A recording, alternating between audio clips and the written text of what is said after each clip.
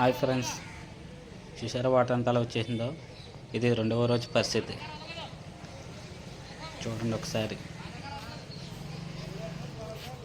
నిన్నటి మీద వాటర్ చాలా ఎక్కువైంది.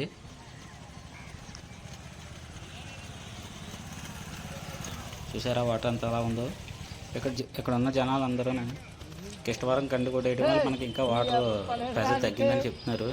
లేకపోతే ఇప్పటికి ఆల్రెడీ మా కాలనీలో, మా పాలెం గ్రామంలో ఉన్న కాలనీలో ఆల్రెడీ హౌస్ల దగ్గరికి వాటర్ రావడం జరిగింది.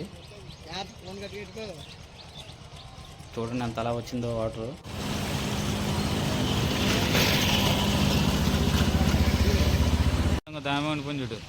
ఈ చెట్టు పైన కోతులు ఉండిపోయి చూడండి ఒకసారి. సరే కనిపించలేదు అనుకుంటాను.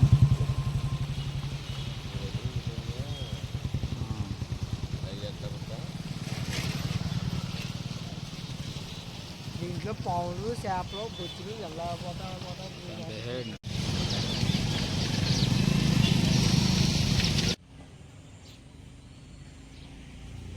రోడ్డు పంటలో ఉన్న చెట్లు ఎంత అలా మునిగిపోయినాయి ఒకసారి మీరే చూడండి.